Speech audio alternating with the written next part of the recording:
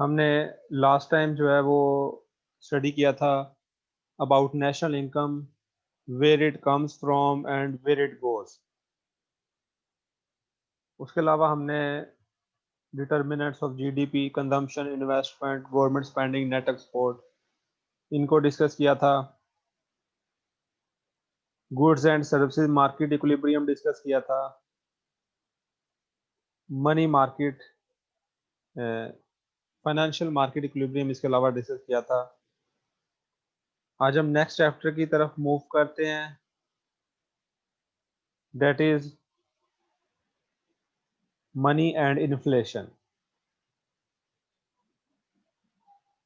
Chapter 4 है जो मेरे पास सॉफ्ट कॉपी में है, मैनकीव का एडिशन। इसके अलावा आप मैकॉनल ब्रू से भी जो है वो इसको देख सकते हैं, the book of economics by McConnell Brue and Flynn. मैं जो लेक्चर एक्सप्लेन करूंगा वो इन दोनों बुक से कंबाइन होगा। मतलब कुछ जो है वो मैनकीव से भी होंगे पॉइंट्स, और कुछ जो है वो मैकॉनल ब्रू फ्लाइन से भी होंगे। तो आप दोनों बुक से कंसल्ट कर सकते हैं। मैंने दोनों बुक्स की सॉफ्ट कॉपीज जो है मेरा ख्याल है आप लोगों के साथ शेयर की हैं। अगर ना हो तो मुझे बता दीजिएगा, मैं आप लोगों को व्हाट्सएप ग्रुप में सेंड कर दूंगा।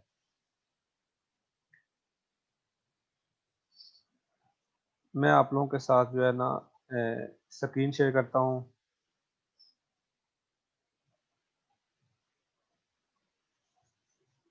सबसे पहले हम इंट्रोडक्शन की तरफ आते हैं। What is money? Anything that you can use to buy goods and services. Basically, money plays a role of as a medium of exchange.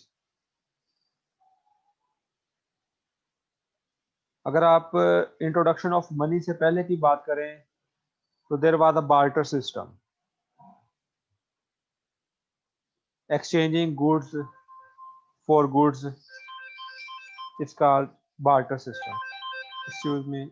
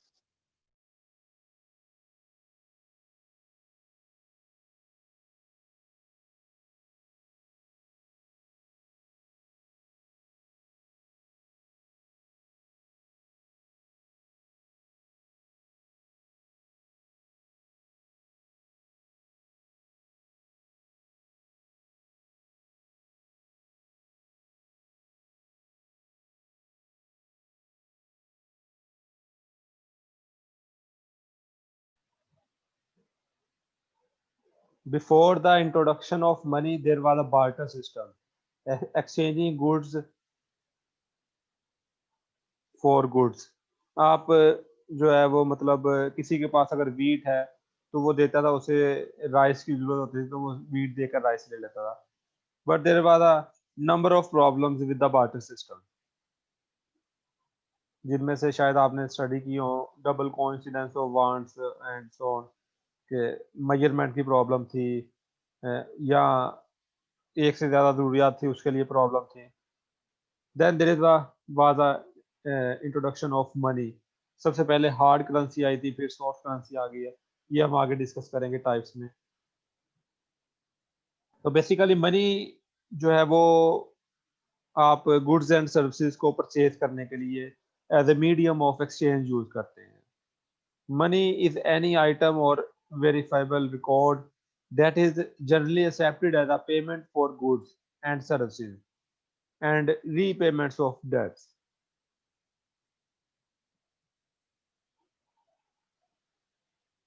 There are three functions of money. Basically, money can also be defined by its these three functions. First one is medium of exchange, and second one is unit of account, and third one is store of value. Money को हम जो है वो as a medium of exchange use करते हैं। Medium of exchange का मतलब है कि गुड्स एंड सर्विसेज को एक्सचेंज करने के लिए उसका दरमियान उसका मीडियम है। जैसे आप एक आप कह ले कि जैसे एक मंडी में आड़त बनी होती है, वहां से आप गंदम परचेज करते हैं। आप डायरेक्टली जो है वो गांव में किसानों से परचेज नहीं करते, फार्मर के पास आपकी एक्सेस नहीं है और ना ही फार्मर को आप तक एक्सेस है डायरेक्टली। तो वो क्या करते हैं, ठीक है, वो जो है वो मंडी में जो आड़ती बैठे होते हैं अपना कमीशन लेते हैं, वो बेसिकली मीडियम ऑफ एक्सचेंज का रोल प्ले करते हैं। ठीक है, वो उनसे वीट परचेज करते हैं और आप तक पहुंचा देते हैं। तो इसी तरह जो है मनी जो है ये as a medium of exchange का रोल प्ले करता है। हमने गुड्स एंड सर्विसेज को डायरेक्टली हम जो है वो बार्टर सिस्टम के तहत नहीं कर सकते, क्योंकि उसमें बहुत सारी प्रॉब्लम्स है। जैसे मैंने कहा कि डबल कोइंसिडेंस ऑफ वांट्स है, तो ये प्रॉब्लम है उसमें। बेटा ये जो राइटिंग कर रहा है कोई प्रॉब्लम है, मेरे से आप पूछ ले, आप मुझे लेक्चर के दौरान ही रोक के पूछ ले, ठीक है, तो राइटिंग करने की बजाय। Is there any problem? No sir, वो बस ऐसे ही पॉइंट लिख रही थी। चले, अगर है बेटा तो आप मुझे लेक्चर के दौरान रोक सकते हैं, पूछ सकते हैं, कोई ऐसा इशू नहीं है। हम एक जैसे क्लास का एनवायरनमेंट है वैसे ही मतलब आप मुझसे पूछ सकते हैं। तो मीडियम ऑफ एक्सचेंज में हम गुड्स एंड सर्विसेज को एक्सचेंज करने में जो बार्टर सिस्टम में मुश्किल आती थी कि मेजरमेंट की प्रॉब्लम थी, या मेरे पास वीट है, मैं वीट को जो है वो क्लॉथ के बदले में एक्सचेंज करना चाहता हूँ, और एक शख्स है जिसके पास राइस है, उसको वीट चाहिए, तो जबकि मुझे राइस नहीं चाहिए। तो इस तरह ये डबल कोइंसिडेंस ऑफ वांट्स कहलाती है। तो इस तरह की प्रॉब्लम को ओवरकम करने के लिए मनी जो है वो as a medium of exchange का रोल प्ले करती है। Second major function of money is unit of account. इसकी एक यूनिट में मेजरमेंट है। जिस तरह रुपीस है या डॉलर है या पाउंड है, ठीक है, युआन है, ये इसकी एक यूनिट में मेजरमेंट है बाकायदा, और उसको आप दूसरी करेंसी के साथ कंपेयर कर सकते हैं बाकायदा। और इसी तरह थर्ड जो फंक्शन ऑफ मनी है that is store of value. आप इसे स्टोर कर सकते हैं, ठीक है, इसमें स्टोर करने की क्वालिटी मौजूद है। जबकि आप बार्टर सिस्टम में आप गुड्स एंड सर्विसेज की प्रोडक्शन थी, कुछ गुड्स एंड सर्विसेज को आप स्टोर कर सकते थे, कुछ को नहीं। मतलब जो खाने वाली चीजें होती थी, फूड आइटम्स वगैरह, ग्रेन, तो उनको जो है वो आप एक लंबे अरसे के लिए स्टोर नहीं कर सकते थे। तो जबकि ये एक फंक्शन है मनी का कि आप उसे जो है वो स्टोर कर सकते हैं। So money is the most liquid asset. ये लिक्विड बेसिकली वर्ड है जिसे हम फौरी जो है वो बाइंग एंड सेलिंग के लिए यूज कर सके, वो लिक्विड एसेट कहलाता है। इसके अलावा भी बहुत सारे लिक्विड एसेट है, जैसे चेक है एक्सक्यूज वो मी भी सर, सर जी ये बेटा। सेकंड पॉइंट जरा रिपीट करिएगा। यूनिट ऑफ अकाउंट बेटा, इसकी यूनिट ऑफ अकाउंट, यूनिट में मेजरमेंट है, ठीक है। सेकंड पॉइंट जरा। ये बेसिकली मेजरेबल है। ये जो मनी है, करेंसी है, ये एक मेजरेबल है। जैसे जैसे मनी की पाकिस्तान में जो मेजरेबल है, मेजरेबल यूनिट है वो रुपीस है। इसी तरह मनी की जो यूएसए में मेजरमेंट है वो है इन टर्म्स ऑफ डॉलर, ठीक है। इसी तरह बरतानिया में जो मनी की मेजरमेंट है वो है इन टर्म्स ऑफ पाउंड है। तो इसको एक यूनिट ऑफ अकाउंट का दर्जा हासिल है, मेजरमेंट है। और फिर इनको आपस में हम कंपेयर भी कर सकते हैं। जैसे डॉलर को हम रुपीस के साथ कंपेयर करते हैं, एक्सचेंज रेट बनाते हैं जिससे, ठीक है, पाउंड के साथ कंपेयर करते हैं। तो ये इसमें क्वालिटी मौजूद है, जी जबकि सर। जबकि बार्टर सिस्टम में ये चीज मौजूद नहीं थी। मोस्ट लिक्विड एसेट की बात कर रहे थे हम।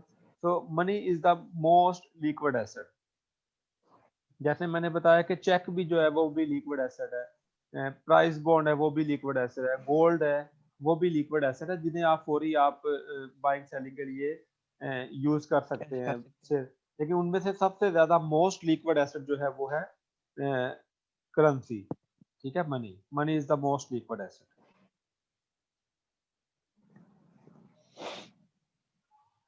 मेजरमेंट ऑफ मनी, हम मनी को कैसे मेजर कर सकते हैं या इसी की मैथमेटिकल डेफिनेशन कैसे बनेगी मनी की। मतलब अगर हम कोई रिसर्च करना चाह रहे हैं या वैसे मनी को मनी की मेजरमेंट लेना चाह रहे हैं कि इकोनॉमी में कितनी मनी सर्कुलेट हो रही है, ये लेना चाह रहे हैं, तो there are 3 types of measurement of money है। ये मुख्तलिफ पर्पस के लिए मुख्तलिफ तीनों यूज हो जाती हैं। इसको डेफिनेशन भी कह सकते हैं मनी की, मैथमेटिकल डेफिनेशन भी बोल सकते हैं, या आप इसको मेजरमेंट ऑफ मनी भी बोल सकते हैं। कंपोनेंट्स ऑफ मनी सप्लाई, इसको मनी सप्लाई भी बोल सकते हैं बिल्कुल। Definition of money supply, first one is M1, सबसे पहली है M1।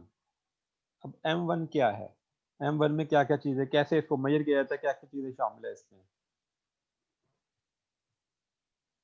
इसमें दो चीजें शामिल है,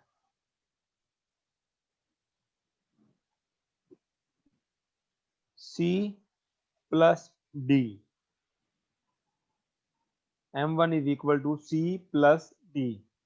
C stands for currency in circulation, कुछ C लिख देते हैं, करेंसी इन सर्कुलेशन, और डी लिख देते हैं डिमांड डिपॉजिट्स और चेकेबल डिपॉजिट्स। मैं इनको वन बाय वन एक्सप्लेन करता हूँ। फर्स्ट वन है करेंसी इन सर्कुलेशन। अब करेंसी इन सर्कुलेशन में क्या है, ठीक है, क्वाइंस है plus paper money. Currency in circulation, जितने भी पैसे सर्कुलेट हो रहे हैं, जितने लोगों के पास नोट है और उसके पास अलावा जो क्वाइंस हैं, ये सारी जो है ये करेंसी इन सर्कुलेशन है, ये शामिल है M1 में। और दूसरा चीज जो शामिल है वो है चेकेबल डिपॉजिट्स या डिमांड डिपॉजिट्स बोलते हैं इसे। मतलब जितने भी पैसे अकाउंट्स में पड़े हैं आपके, जिन्हें आप चेक पे निकलवा सके फौरी, मतलब फिक्स नहीं करवाए हुए। कुछ होते हैं टाइम डिपॉजिट्स, आप फिक्स करवा देते हैं कि 4 महीने से पहले, 5 महीने से पहले हम नहीं निकलवा सकते हैं, कोई 3 महीने, कोई साल से पहले आप नहीं निकलवा सकते, उस पर रिलेटिवली आपको ज्यादा इंटरेस्ट रेट ऑफर होता है, इसलिए आप फिक्स करवाते हैं, वो शामिल नहीं है।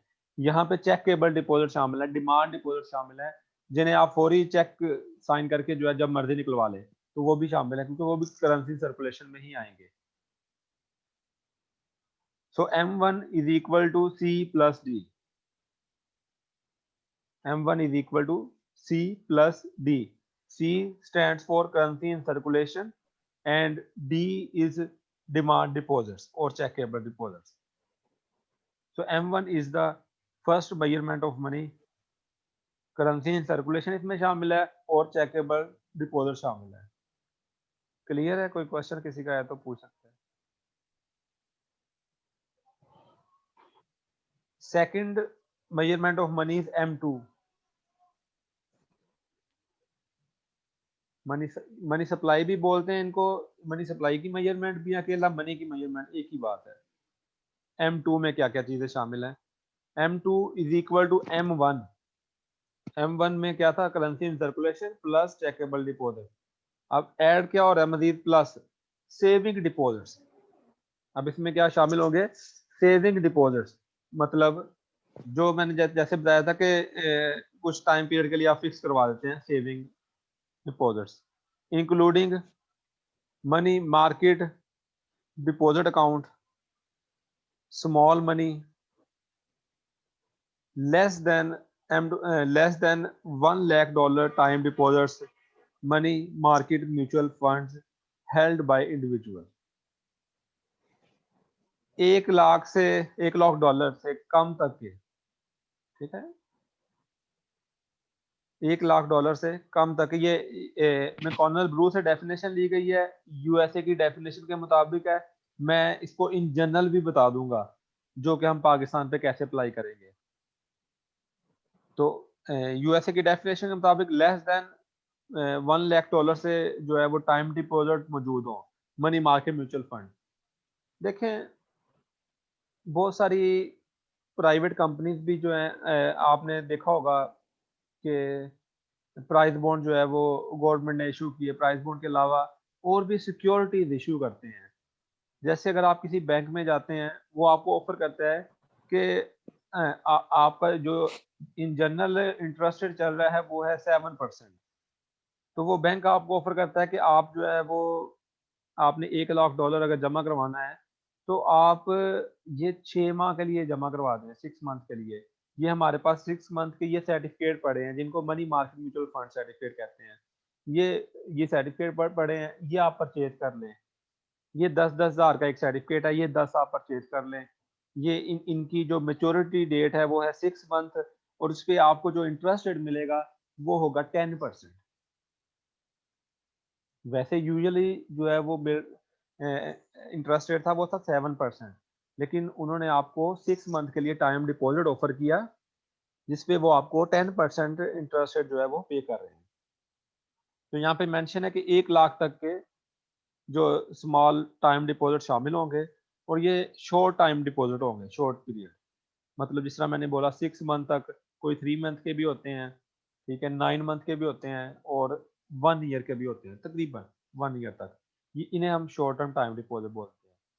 तो अब मैं इसकी इन जनरल डेफिनेशन, ये था यूएसए की डेफिनेशन के मुताबिक, तो मैं इसकी अब इन जनरल डेफिनेशन करता हूँ।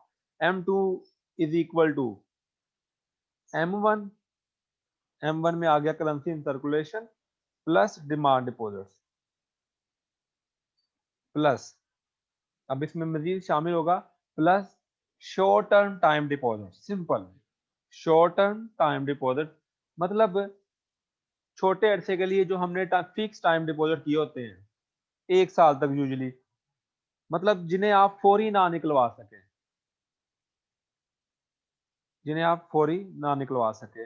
आप मैंने तो ये मतलब बैंक्स में मैंने ऑब्जर्व किया हुआ है। आई डोंट नो आप लोगों ने कभी बैंक्स की इंफॉर्मेशन ली है या नहीं। तो वो आपको सर्टिफिकेट्स ऑफर करते हैं, या इसके अलावा नेशनल सेविंग बैंक है वो भी शॉर्ट टर्म टाइम डिपॉजिट, ज्यादा वो long term time deposit offer करता है लेकिन शॉर्ट टर्म टाइम डिपॉजिट्स भी ऑफर करता है नेशनल सेविंग बैंक। इसके अलावा तमाम बैंक्स, तमाम कमर्शियल बैंक्स जो है ये short term time deposit offer करते हैं जिनकी जिनकी मेच्योरिटी डेट जो है वो 3 मंथ, 6 मंथ, 9 मंथ और 12 मंथ तक होती है। तो ये चूंकि शॉर्ट टाइम के लिए फिक्स होते हैं तो इन्हें आप फौरी चेक साइन करके जो है वो नहीं निकलवा सकते। तो ये वाले जो है अगर शामिल कर दें तो ये M2 बन जाएगा।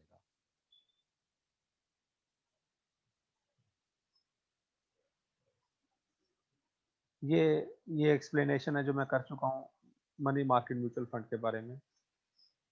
ये आप रीड आउट कर लीजिएगा, मैं आपको स्लाइड्स प्रोवाइड कर दूंगा।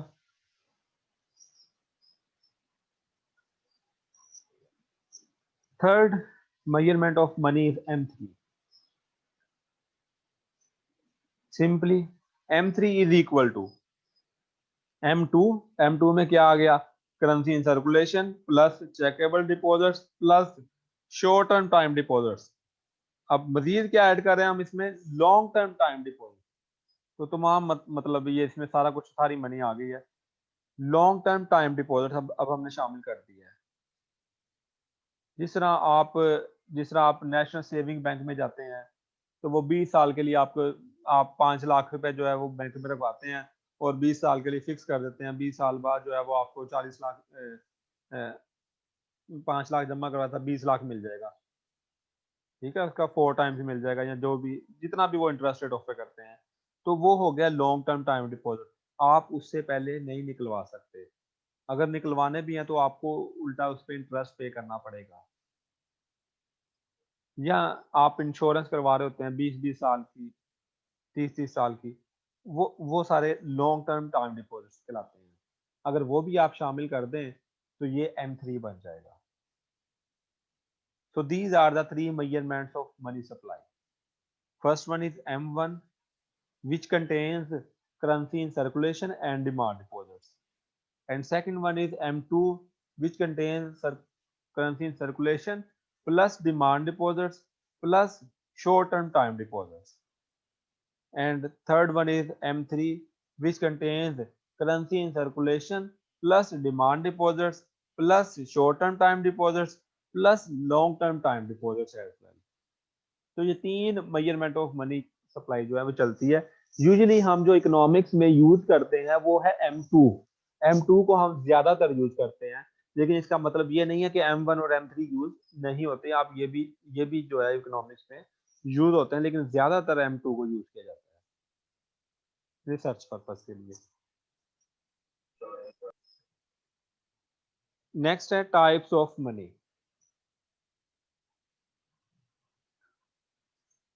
फर्स्ट वन है commodity money and second one है fiat money. Commodity money, the money which has its intrinsic value is called commodity money।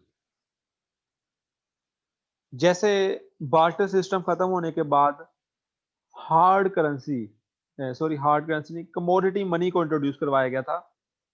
जैसे गोल्ड और सिल्वर वगैरह प्रीशियस मेटल्स को एज ए करेंसी यूज करते थे, तो सिंपली ऐसी मनी जिसकी इंट्रिंसिक वैल्यू मौजूद हो। इंट्रिंसिक वैल्यू होता है, जैसे एक गोल्ड है, गोल्ड का सिक्का है, उसके ऊपर लिखा हुआ है कि ये इतने दिनार है, कि ये 50 दिनार है। अब वो 50 दिनार तो उसकी जो है वो नॉमिनल वैल्यू होगी। अब वो वैसे गोल्ड का सिक्का कितने का है, अगर उसे एज ए गोल्ड यूज करें, उसे पिघला के एज ए गोल्ड यूज करें, तो वो कितने का है, वो उसकी इंट्रिंसिक वैल्यू होगी। मैं आपको एक और एग्जांपल देता हूँ। जैसे आप ये कॉइन्स आपके पास मौजूदा मौजूदा दौर में आपके पास कॉइन्स हैं, देखा होगा बहुत छोटे छोटे कॉइन कर दिए हैं। वो इसीलिए कर दिए हैं कि जो पहले बड़े कॉइन थे उनकी इंट्रिंसिक वैल्यू ज्यादा थी। मतलब कि जो कॉइन है वो एक किसी धात का बना है, उस धात की अपनी मालियत कितनी है, उस धात की अपनी मालियत मतलब आप उसे मेल्ट करके कितने का सेल कर सकते हैं, वो उसकी इंट्रिंसिक वैल्यू होगी। So the money which has its intrinsic value is called commodity money. तो अगर उसकी कोई वैल्यू है, पांच अब जो सिक्के आ रहे हैं, कॉइन आ रहे हैं, मुझे तो नहीं लगता उनकी कोई वैल्यू होगी, बहुत लाइट वेट है। तो अगर उसकी कोई वैल्यू है अपनी इटसेल्फ, तो इट मीन्स कि वो कमोडिटी मनी है। और अगर नहीं है, the money which has no intrinsic value is called fiat money. जैसे नोट है, तो नोट उस कागज के टुकड़े की तो कोई इतनी वैल्यू नहीं होगी ना, तो वो फिएट मनी में आएगा। और जो कॉइन्स हैं, अगर उनकी वैल्यू है थोड़ी बहुत, तो वो कमोडिटी मनी में आएगा।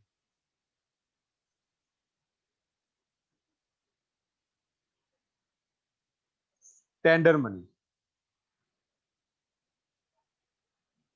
Legal tender money, basically legal tender money जिसे कानूनी हैसियत हासिल हो, वो लीगल टेंडर मनी कहलाती है। मतलब जो गवर्नमेंट की तरफ से इशू की गई हो, जो मौजूदा कंट्री में मौजूदा गवर्नमेंट के तरफ से इशू की गई हो, उसे जो है हम लीगल टेंडर मनी कहते हैं। और उसे एक्सेप्ट करना हर किसी की रिस्पॉन्सिबिलिटी होती है, आप उसे इनकार नहीं कर सकते बिला वजह। एक होता ना कि आप कोई प्रोडक्ट सेल कर रहे हैं, आपका रेट नहीं बना, तो आप नहीं, वो अलग चीज है। आप ये कह करके ये करेंसी नहीं चलती, या ये करेंसी की वैल्यू नहीं है, या उस करेंसी को एक्सेप्ट करने से इनकार नहीं कर सकते, क्योंकि उसे कानूनी हैसियत हासिल है।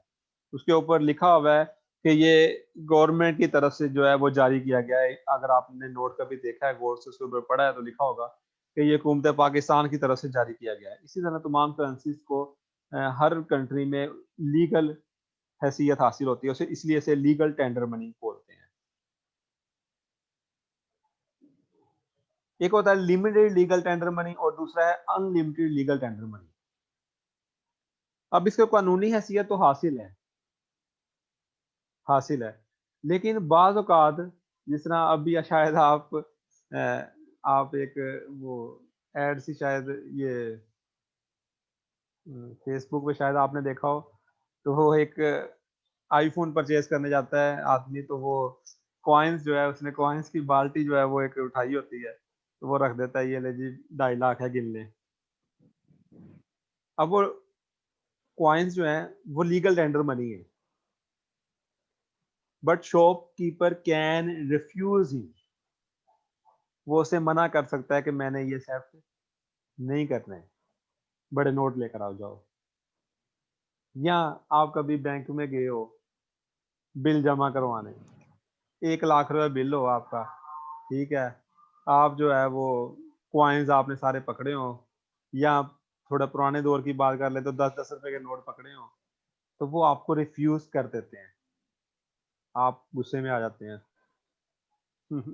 आप मैनेजर के पास चले जाते हैं, लेकिन वो आपको रिफ्यूज कर सकता है लीगली, क्योंकि वो कॉइन्स या वो छोटे नोट वो लिमिटेड लीगल टेंडर मनी में आते हैं। वो लीगल टेंडर मनी तो जरूर है, मतलब गवर्नमेंट की तरफ से इशू है, लीगल है, उसे एक्सेप्ट करना है, लेकिन वो लिमिटेड लीगल टेंडर मनी है, वो एक लिमिटेड क्वांटिटी में ही एक्सेप्ट की जा सकती है, बहुत ज्यादा क्वांटिटी में एक्सेप्ट नहीं की जाएगी। वो उसकी मर्जी है, एक्सेप्ट कर लें, लेकिन वो रिफ्यूज इसको कर सकते हैं। इस तरह अनलिमिटेड लीगल टेंडर मनी, मतलब बड़े नोट, आप कह लें 100 का नोट या 500 या उससे ज्यादा का नोट जो है, वो अनलिमिटेड लीगल टेंडर मनी है, जितने मर्जी नोट हो वो एक्सेप्टेबल है। तो जो वो छोटे नोट या कॉइन्स जो हैं वो लिमिटेड लीगल टेंडर मनी कहलाते हैं, और बड़े नोट जो हैं वो अनलिमिटेड लीगल टेंडर मनी कहलाते हैं। जी कोई क्वेश्चन है बेटा यहाँ तक आप लोगों का, तो आप मुझसे पूछ सकते हैं। ये मैं आपको सोर्स प्रोवाइड कर रहा हूँ, book of economics by McConnell, Brue and Flynn, chapter number 31 है मनी एंड बैंकिंग, और इसके अलावा मैनक्यू पे भी आप देख सकते हैं, चैप्टर 4 है जो मेरे पास एडिशन है, अगर डिफरेंट एडिशन यूज करेंगे तो उस पर चैप्टर नंबर भी डिफरेंट होगा। जी स्टूडेंट यहाँ तक कोई क्वेश्चन है? बेटा आप लोगों की मिड टर्म एग्जाम में बहुत पुअर परफॉर्मेंस रही है सबकी, आई डोंट नो बाकी सब्जेक्ट्स में आप लोगों के साथ क्या हुआ है, तो मेरे सब्जेक्ट में तो बहुत पुअर परफॉर्मेंस रही है, तो काइंडली आप जो है वो फोकस करें अपनी स्टडी पे। अगर कोई चीज़ समझ नहीं आती, कोई टॉपिक नहीं मिलता, तो मैं हाजिर हूँ, मैं आपके साथ एक्सप्लेन कर उसकी एक्सप्लेनेशन देता हूँ, तो लेकिन बुक से भी आपको रीड आउट करना पड़ेगा। मैं आपको स्लाइड्स प्रोवाइड करता हूँ, इसका ये मतलब नहीं है कि आप सिर्फ स्लाइड्स पे फोकस रखें, आप स्लाइड्स में प्रोवाइड कर देता हूँ ये भी, लेकिन आपके साथ बुक से भी जो है वो स्टडी करना है। बल्कि इससे पहले तो मैंने आप लोगों को स्लाइड्स प्रोवाइड नहीं किया, आपको बुक से ही पढ़ाया है, और बुक से ही पेपर बना था, फिर भी आप लोगों ने बहुत पुअर परफॉर्मेंस दिखाई है। तो किस दिन टाइम रख लेंगे, जो पेपर में 20 एमसीक्यूज थे, हम उन 20 एमसीक्यूज को भी क्लास में डिस्कस कर लेंगे। अगर आप कहेंगे कि तो कल की क्लास में ही 20 एमसीक्यूज भी डिस्कस हो जाएंगे और नेक्स्ट टॉपिक भी डिस्कस हो जाएगा। जी कोई क्वेश्चन है आप लोगों की तरफ से? क्वेश्चन पूछा करें, अपनी पार्टिसिपेशन शो किया करें, ताकि पता चले कि आप लोग भी जाग रहे हैं या सोए हुए हैं। अदरवाइज जिस तरह पुअर परफॉर्मेंस चल रही है बेटा, तो मैंने मैंने कोई भी जो है ना आपको रिलैक्सेशन दे के ऐसे ही जो है नंबर दे के पास नहीं करना है, ये उम्मीद ना रखिएगा मेरे से।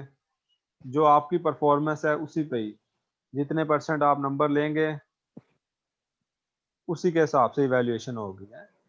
तो ज़रा आप अपनी मेहनत करें। अब आफ्टर 2 मंथ्स आपका मैंने न्यू कैलेंडर भी शो आपको मैंने सेंड किया है व्हाट्सएप पे, न्यू एकेडमिक कैलेंडर, तो उसके मुताबिक आफ्टर 2 मंथ्स आपके एग्ज़ाम है, बल्कि इससे भी कम टाइम रह गया है।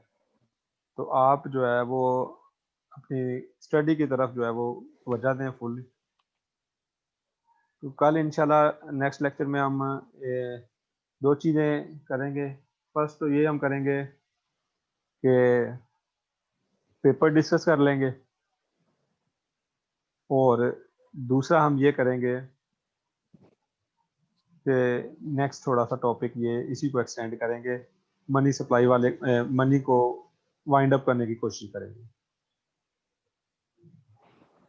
Okay thank you student, stay blessed, अल्लाह हाफिज़। अल्लाह हाफिज़ सर।